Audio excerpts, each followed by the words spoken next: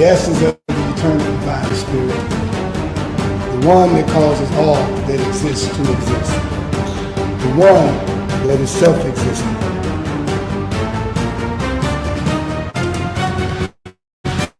How many men have children and the children never meet their father? See, you created a void in that child because you are a part of that child. Black power!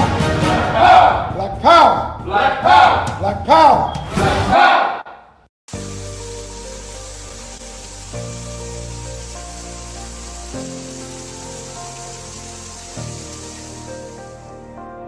Are you feeling fatigued and can barely make it through the day without some type of caffeine? Are you on a journey of healing your body but need a little help? Then alkaline water is what you really need. Alkaline water has many benefits. Alkaline water can help restore pH balance in the body. Consuming beverages such as soda and coffee can make your body acidic. Did you know that too much acid in your body has been linked to an internet, heart disease, obesity, diabetes, autoimmune disease, chronic pain, and other chronic conditions like gout and arthritis? Those who use alkaline water have reported increased energy levels, clearer skin, reduction in inflammation, better digestion, and many other health benefits. I've used alkaline water for years, and it's been instrumental in sustaining my health when I was diagnosed with sarcoidosis. Are you ready to take responsibility for your body's health? If the answer is yes, then our alkaline water is just what you need. Bring your own bottles. It's only $3 for each gallon. To place an order or for more information, you can reach us at 773-846-3091. Thank you in advance for your support.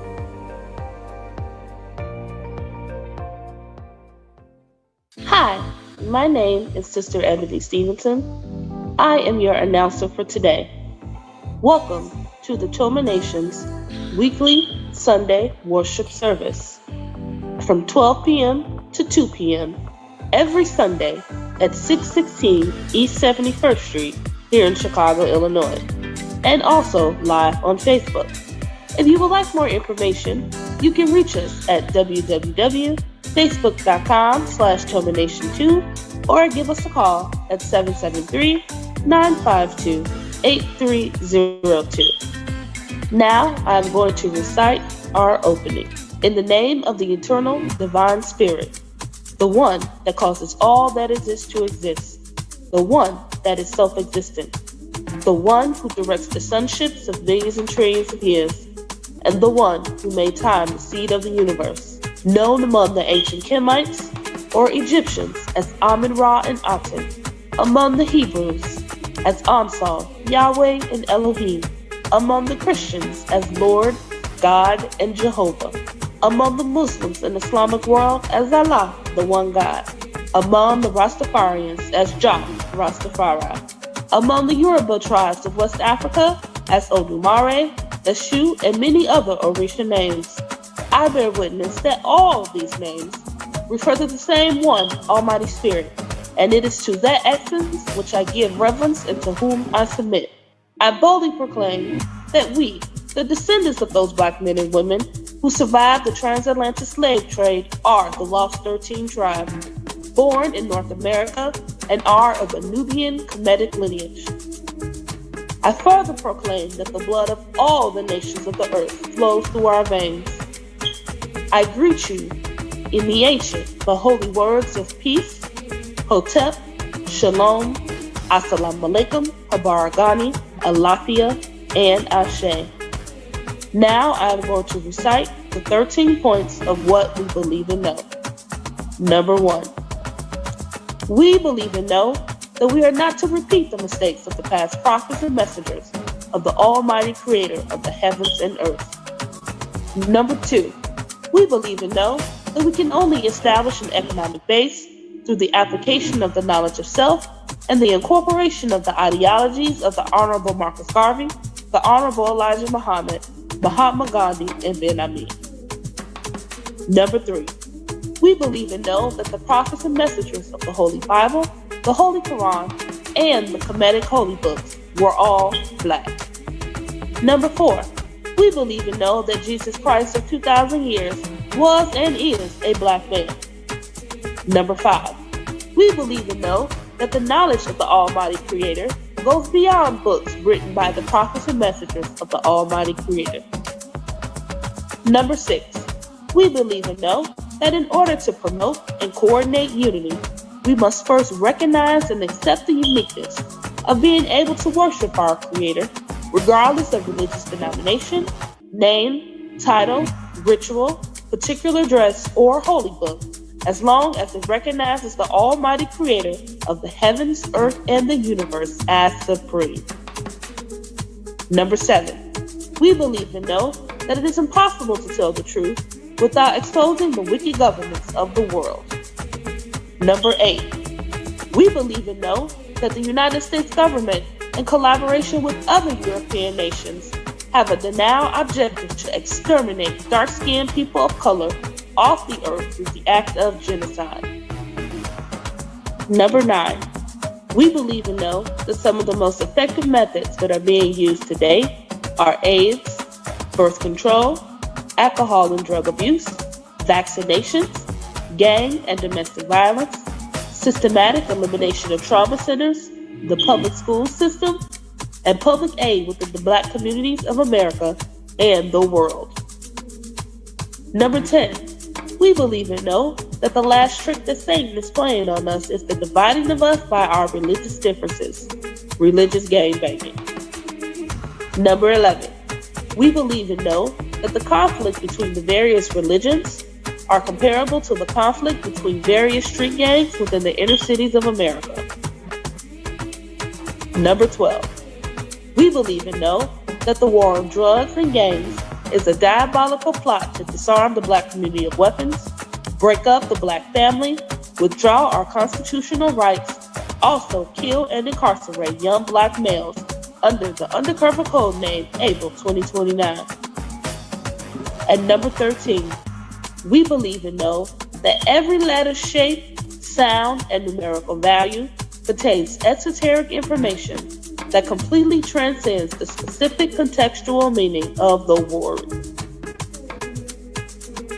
Our purpose: to bring about the growth of a righteous community in accordance with the laws of the Creator of the universe, under the leadership and guidance of Brother Minister Raheem Quasad Otten, to provide solutions to the social and economic ills that plague the communities of urban America. Our goal: to re-educate and retrain youth and young adults to develop positive moral values as an alternative to delinquent behaviors, because you can't rebuild a community and not rebuild the minds of the residents of the community to meet the responsibilities of maintaining the community's image. Our mission: to enhance the economic development of our communities by establishing businesses, real and personal properties, thereby creating jobs and or entrepreneurship training programs that will reverse the concept of leaving the community to buying back the community. Our motto: let your light so shine before men that they shall see your good works and glorify your Father which is in heaven. Matthew 5:16. Now we're going to recite our salute to the red, black, and green flag. Everyone put your right fist in the air and repeat after me. Here's to this flag of mine, the red, black, and green. Hopes in its future bright, Africa has seen. Here's to the red of it, great nations shall know of it.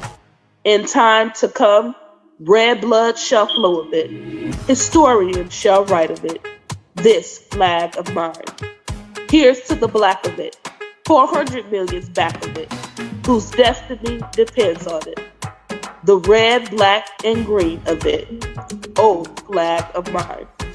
Here's to the green of it, young men and women shall dream of it, face shots and shells for it, maidens shall sing of it, waving so high.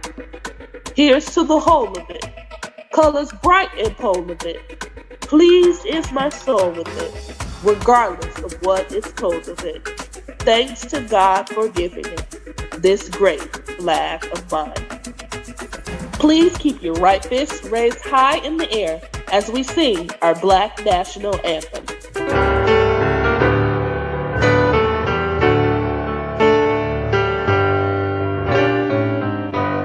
Lift every voice and sing till earth and heaven ring with the harmonies of liberty. Let our rejoicing rise high as the listening skies. Let it resound loud as the rolling sea. Sing a song full of the faith that the dark past has taught us. Sing a song full of the hope that the present has brought us. Facing the rising sun of a new day begun. Let us march on till victory is won. Black power, black power, black power. Black power is the power to define, develop, and defend that which is in the best interest of Black people.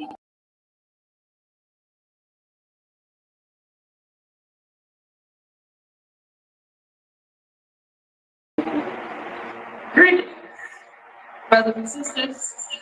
My name is Sister Ebony Stevenson, and I am going to be your lecturer for today on this awesome and amazing Sunday, July 27, 2025. Welcome to the Toma Nations weekly Sunday worship service. That's worship, WARSHIP. Come and join us each and every Sunday. You'll be fed by God's messages in the Brain Carson community of Chicago, Illinois, at 616 East 71st Street, right in between King Drive and Cottage Grove.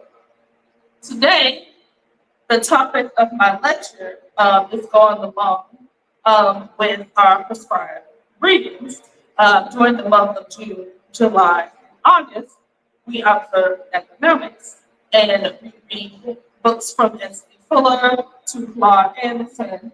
And so I'm going to be talking about economics. And the title of my lecture is Survival Ain't Strategy, While Rock Bottom is a Setup for Rebirth. So I am going to begin by reciting our opening in the name of the everlasting Father, He that causes all that exists to exist, He that is self-existent, He who directs the sonship of millions and trillions of years, and He who made time the seed of the universe, known among the ancient Hamites as Amun-Ra and Aten, among the Hebrews as Ansar, Yahweh, and Elohim, among the Christians as Lord, God, and Jehovah, among the Muslims and Islamic world as Allah, the one God, among the Rastafarians as Jah, Rastafari, and among the Yoruba tribes of West Africa as the Shu, Olodumare, and many other Orisha names. I bear witness that all of these names refer to the same one, Almighty God, and it is to Him whom I give reverence and to whom I submit. I boldly proclaim that we, those descendants of the Black men and women who survived the transatlantic slave trade, are the lost 13th tribe, born here in North America, and are of a Nubian Kemetic lineage. I further proclaim that the blood of all the nations of the earth flows through our veins. I greet you in the ancient yet holy words of peace, Hotep, Shalom, Assalamu alaikum, Habaragani, Alafia, and Ashe. All right. So, as we here at the Toma Nation, if you've been following us or if you follow our sister organization, United Black American Progress Association, you know that we talk a lot about us being on the economic bottom. And after we had the great lecture from Minister Kenneth Cox last week, one of our ministers made a statement that actually inspired this lecture, Minister Joshua, and he said that we weren't on the bottom, we were on the rock bottom. And so that's why the title of my lecture today is Survival and Strategy While Rock Bottom is a setup for rebirth. And so starting that out, we have to understand that in every generation, Black America has faced the illusion of the end. Yet every perceived collapse has birthed a new beginning. Look at the Great Depression. Look at COVID. Look at the economic collapse in 2008, right? The perceived end. When we knew that people were jumping off of buildings and committing suicide, especially during COVID, especially during the economic crash. Anytime there's a crash or anytime there's another level of devolvement of America, people go crazy. And so what the world calls rock bottom, Black people have often used that space for being a birthplace of genius and grit, and then also God. So this lecture begins not with wealth, but with wounds, not with abundance, but with ashes. But in those ashes lies the spark of resurrection. So when we talk about Black Americans, and we talk about us being in this United Snakes of America that we find ourselves in, we are not victims of circumstance. We are visionaries. We are vice chairs in the making, in the waiting. The economic foundation of our community has always been shaken by politics, poverty, and exclusion, right? Because we know that even when you are the so-called top level of Black business here, you still hit that ceiling because they won't let you go from here to be on equal levels with your white counterparts. That's not how America is set up. And if anybody told you different, they lying to you. Now, that doesn't mean we are powerless because we inherited a divine responsibility to rebuild, restructure, and reignite the Black economy and the Black community. So when we talk about, this is something we know here at Toma, but if you don't know, listen. Energy doesn't die, it just transforms. And so must we. Rock bottom is not the end for us. It's the altar where we remember who we really are. Spiritually, we may feel exhausted, forgotten, or worried, but the truth is, we are being prepared for resurrection. The divine energy placed in us by our Creator cannot be destroyed. It can only be redirected. The Holy Bible declares, "But we have this treasure in earthen vessels, that the excellency of the power may be of God and not of us." That treasure, that divine energy, that divine spark remains even in the darkest places. Even if you find yourself like you've never been this low before, you always have the opportunity to rise. The Holy Quran echoes this with, "And do not despair of the mercy of Allah. Indeed, none despairs of the mercy of Allah except the disbelieving people." Rock bottom is not our burial. It is our becoming. It is the womb of our next transformation. And no matter how low we fall, the energy of our faith, of our ancestors, of our connection to our Creator, and our purpose is still alive, ready to rise. Dr. Claude Anderson once said, "If you don't have power, you don't have a way to protect anything you build." Survival is not a strategy. It's a symptom. This is a call to go from surviving to thriving, from scattered efforts to collective power.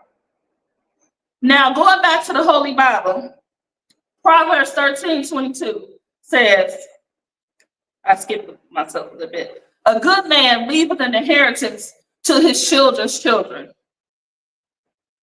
Is it just talking about a financial inheritance? This scripture isn't just a financial suggestion. It's a divine mandate. It's a warning to us as Black people here in America. If we don't build something now, we are sentencing our grandchildren and our grandchildren's children to spiritual starvation and economic slavery. When we fail to leave an inheritance, whether it be land, businesses, life insurance, group economics, shared knowledge, we force our children and their children to beg from the very system designed to break them. The same government that bombed our neighborhoods, flooded our communities with crack, experimented on our bodies, denied us healthcare, stole our babies, and called it policy. This is who we expect to house us, clothe us, feed us, teach our kids, and save us. That system has one mission, and that's extermination. AIDS didn't kill us fast enough. Crack didn't kill us fast enough. COVID didn't kill us fast enough. Food oppression, gun violence, mass incarceration, none of it has been enough to erase us. Why? Because the Creator is our direct connect. The Most High has surrounded us with divine protection. Watchers, beings, and ships that carry ancestral memory and coded knowledge beyond the grasp of this wicked world. Did you hear what I said?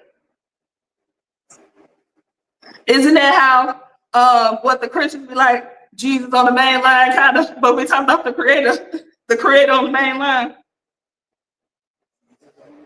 Does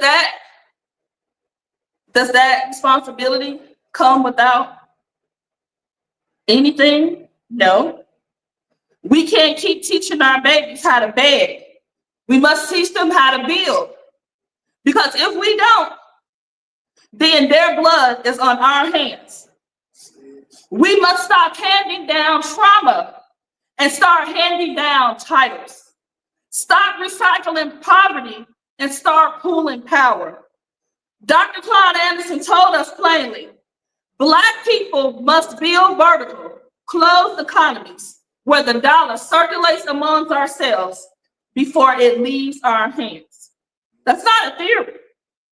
That's survival. That's sovereignty. We don't need another generation of GoFundMes for funerals. We need trust, cooperatives, and corporations. We don't need another generation writing grants, waiting on grants. We need our own grant makers. This is not about charity. It's about power. Because when a good man leaves an inheritance, he's not just leaving money. He's leaving freedom, dignity, and a blueprint for self-sufficiency. Let's stop being on the menu and start building our own table. Let's stop asking for a seat and start creating the institution. Let's stop hoping for inclusion and start demanding ownership. Because we don't just owe our ancestors better, we owe our descendants everything. In the Holy Quran, ayat 2. The Holy Quran, it's 2 ayat 286. Allah does not burden a soul beyond that it can bear. These verses remind us that legacy and resilience are not optional. They are divine duties. So when we continue and we talk about breaking the poverty mindset, for too long, we've praised Black survival like it's the pinnacle of success. But survival is simply the floor. It's not the ceiling. Thriving is the ceiling. So as we redefine what it means to rise after hitting rock bottom, spiritually and economically, we must name the truths. Many of us are operating in survival mode, spiritually strained, financially stuck, and emotionally and spiritually burnt out. Yet the divine blueprint says we were not made to live in lack. In the Holy Bible, in John chapter 10, verse 10, it says, I am come that they might have life and that they might have it more what? Abundantly. In the Holy Quran, Surah 94, Ayah 6, indeed with hardship will be what? Ease. Survival mode is trauma speaking. Thriving is God speaking. And God never spoke scarcity over us. Dr. Claude Anderson teaches, you cannot be equal in a society if you don't own what? Nothing. And you don't control what? Nothing. The mindset of survival conditions us to settle for dependency. But what does God call us to? Dominion. Genesis 1:28. And God blessed them, and God said unto them, be fruitful and multiply and replenish the earth. And what? Subdue it. When we go to the Holy Quran, Surah 57, Ayah 7, believe in Allah and his messenger and spend out of that in which he has made you what? Successors. This is not about ego. This is not about titles. Reverend, doctor, all of the above, PhD, none of that matters. This is about stewardship. We are called to be vicegerents, stewards of this earth, this planet, creators of legacy, and builders of communities that reflect divine abundance. As we continue to talk about economics, we also read up on an amazing entrepreneur, and I believe Minister Rahim mentioned this in his lecture on the second Sunday, and that's Samuel B. Fuller. Even though he wasn't born in Chicago, he really brought a legacy to Chicago entrepreneurship that you need to understand. And he was born in 1905 into poverty in Louisiana, but he didn't stay there. He sold soap door to door and eventually built one of the most successful Black-owned businesses of the 20th century. He believed in enterprise, ownership, and what? Self-determination. He saw poverty not as a permanent condition, but as a challenge to outwork. Dr. Claude Anderson often cites S.B. Fuller as a model for Black economic independence. When you build your own businesses, you control your own what? Destiny. S.B. Fuller's example reminds us, we aren't meant to beg for a seat. We are meant to build the table. From a bar of soap to a manufacturing empire, he understood what many forget. Owning even one product that meets a need is a seed for wealth. In the Holy Bible, Deuteronomy 8:18, but thou shalt remember the Lord thy God, for it is he that giveth thee power to get what? Wealth. Holy Quran, Surah 53, Ayah 39. That man can have nothing but what he strives for. And as we move into August, which every Black person in America should know is a National Black Business Month.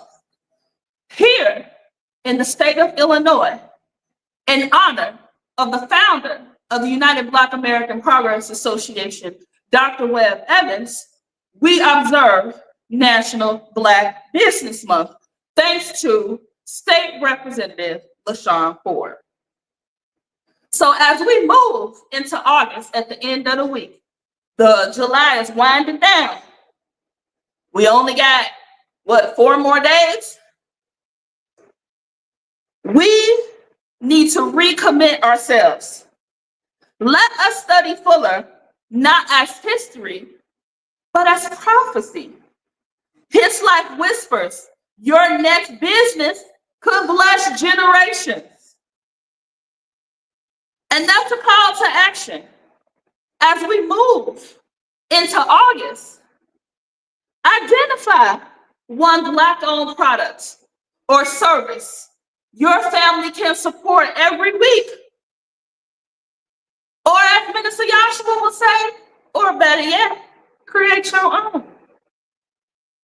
Now, continuing on with Dr. Claude Anderson, when we look at him being one of the most powerful voices in Black economic thought, his book, Powernomics, was a blueprint.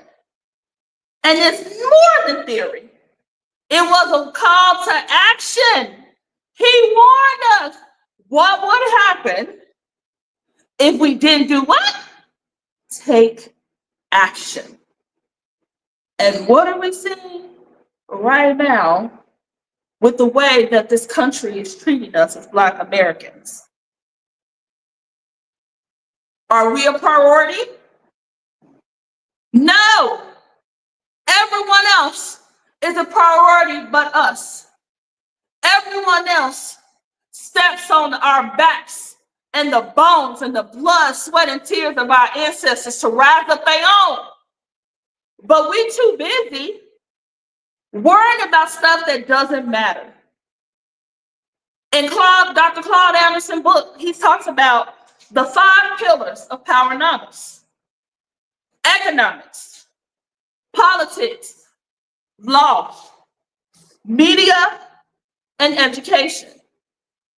Excuse me for a second.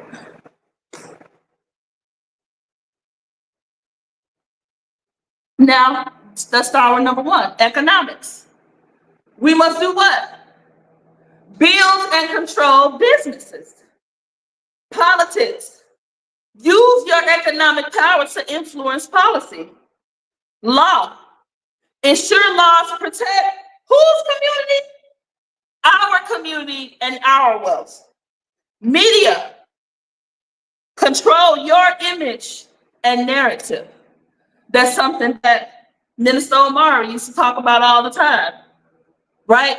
Who controls the airwaves and why it's important for us to get our own message out there. This is why we started going live. This is why our founder, Minister Raheem, did his show, The Vantage Point, for 30 minutes, telling you what's really going on in the world. This is why we had the Black View when we talked about trending topics in Black America.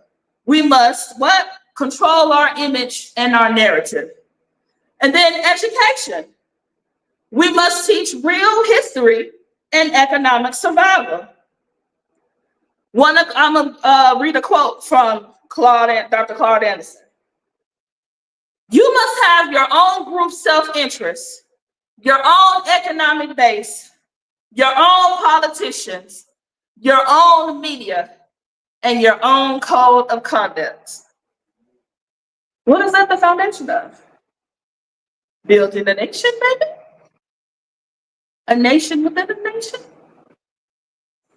In the Holy Bible, chapter 7, verse 12, it says, for wisdom is a defense, and money is a defense. But the excellency of knowledge is that wisdom giveth what? Life. In the Holy Quran, Surah 2, Ayat 261, the example of those who spend their wealth in the way of Allah is like a seed of grain which grows 7 spikes. These are things that we can't just talk about on the pulpit in a lecture setting. We got to talk about these things with our community. But charity starts where? At home. So that means we must start talking about these things with our families. Because how are we going to survive without cooperative economics? How are we going to survive without pooling our resources? That means pooling our talent, our dollars, and our what? Land. Black Wall Street wasn't built by billionaires. It was built by barbers, farmers, teachers, tailors, from Susu saving circles to credit unions, from Buy Black campaigns to community land trusts. We have the tools. We have the blueprint. What we need is the two U's. Anybody know what the two U's are? UNITY, unity, and what? Urgency. In the Holy Bible, Acts 4:32. And the multitude of them that believed were of one heart and of one soul. Neither said any of them that all of the things which he possessed was his own, but they had all things common. In the Holy Quran, Surah 5, Ayat 2. Help one another in what? Righteous piety. Are you having these conversations at your Black club parties? Are you having these conversations at all of these back to school events that's 50,000 of them giving away book bags and other necessities? Are we having these conversations with the people who really need to hear them? Because if we don't, who will? August is not just another month. We cannot outsource our liberation. We must build our own schools, our own banks, support our entrepreneurs, and raise children who understand group economics. In the Holy Bible, in Isaiah 61, verse 4, and they shall build the old waste. They shall raise up the former what? Desolations. In the Holy Quran, Surah 13, Ayah 11. Indeed, Allah will not change the condition of a people until they do what? Change it themselves. Wow. You got to change what's in yourself. Oh, I know it's 12:56. My time is coming shortly. Ooh. If you would like to hear more of this lecture, feel free to drop us a comment if you're watching on YouTube or Facebook, and I will bring a part 2. But I'm going to go a couple minutes over, Will, because it would behoove me if I did not mention this. So when we talk about Black economics, and we talk about supporting Black-owned businesses, it's always that one. I don't want to spend my money because my order was late. Or I didn't like what they sold. Well, they had a bad attitude. Too often in our community, we carry a subconscious belief that supporting Black-owned businesses is a form of sacrifice. That choosing to buy Black means settling for less, giving up convenience, or taking on risks. But true sacrifice is not about loss. It's about growth. The Holy Bible says, to everything there is a season, and a time to every purpose under the heaven. Sacrifice is choosing something of a higher value, of deeper alignment with your own values and legacy. Supporting Black businesses is not a burden. It is an act of what? Resurrection. The Holy Quran reminds us. Again, think about this. I'm going to keep repeating this. Allah does not change the condition of a people until they change what is in themselves. When you choose Black-owned, you're not giving something up. You are growing something up.